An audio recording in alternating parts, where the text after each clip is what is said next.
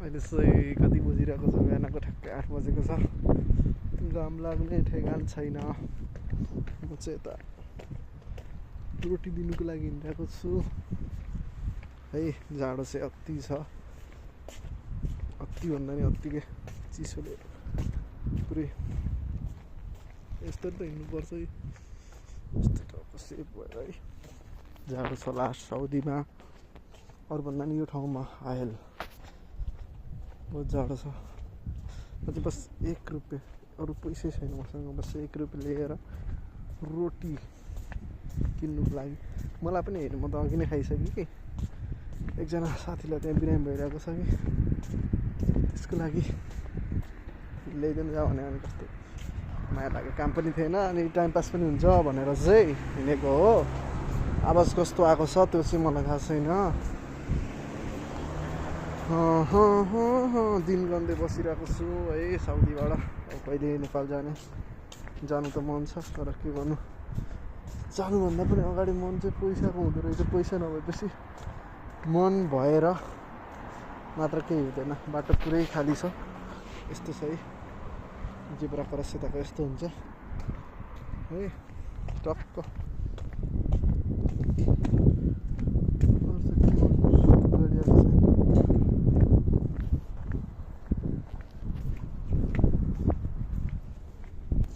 अहिले चाहिँ म र अक्कल रोटी किन्दैछु।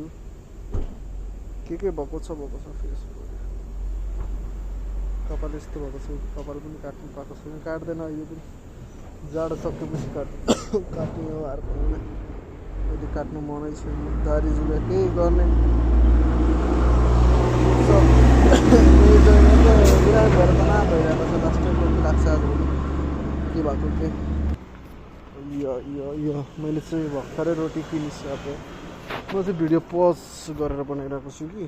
रोटी चाहिँ यस्तो छ है, यस्तो यत्रो ठुलो हुन्छ। 1 रियालमा, नेपाली 38 रुपियाँमा पाउँछ। मैले चाहिँ अति खाइरहेको छु कि यो चाहिँ। अब मेरो पनि यो खाने बेला आउँदैछ। अब सेलेरी आउनु टाइम छ कि। सब्जी पकाउने, चामल नभएको बेलामा रोटी एउटा खाइदिने बिहानमा टक्क लाएर हुन्छ। रुममा गएर पनि यही किन्ने, फेरि नजिकै पाउँछ। फेरि 1 रियालको किन्ने, दिनको 2 रियालमा। सेलेरी नहुँदाखेरि त्यही गरे। अब अघिल्लो महिना पनि 10-15 दिन जति, यो महिना पनि त्यस्तै गर्ने बेला आउँदैछ। त्यसपछि बल्ल हल्का फुल्का आफ्नो सेड्युलहरू मिलाउनु पर्ला। अब बिस्तारै घर आउने टाइमहरू नै हुँदैछ। जस्तो यो भिडियो म कसैले हेरोस् भनेर भन्दा पनि म यत्तिकै आफूलाई हुन्छ नि, पछि अब कस्तो थियो यार म साउदी हुँदाखेरि टाइपको भन्ने टाइपको हुन्छ नि त देखाउनुको लागि। खोकीले कसम मार्नु लागिसक्यो। मलाई त मर्न मात्र बाँकी छ। खोकीले कस्तो बनाइरहेको छ नि कसम। कसरी म त्यो व्यक्त गरौँ न भिडियोको क्वालिटीमा केही। जस्ट बस आफू खुसी हुनुको लागि जे गर्न सक्नुहुन्छ त्यही गर्ने हो। म यसैमा खुसी छु। आफ्नै लाइफ चलिरह बिन्दास है। काम गऱ्यो गयो, आयो सुत्यो, फेरि आयो गयो, आयो सुत्यो।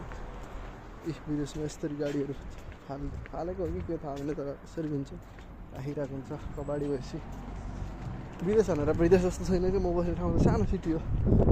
ठुलो सिटी त ठुलै हो कि, तर पनि त्यो हुन्छ नि घरहरू चाहिँ सानो छ सबै। 2 तल्ला, हाइएस्ट भनेको त्यो 6-7 तल्ला देखाएको छु मैले यहाँ आएर।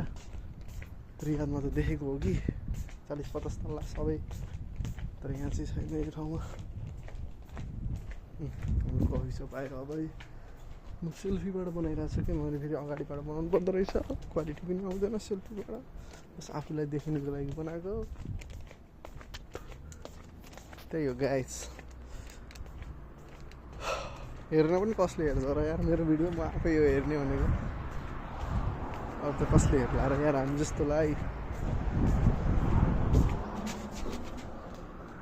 त्यही हो यहाँ खाना खाइ त्यही हो, हामीले यस्तो अवस्था खानुपर्छ। म चाहिँ रोटी नै राख्दै गएर चिकेला गर्छु। रोटी लिएर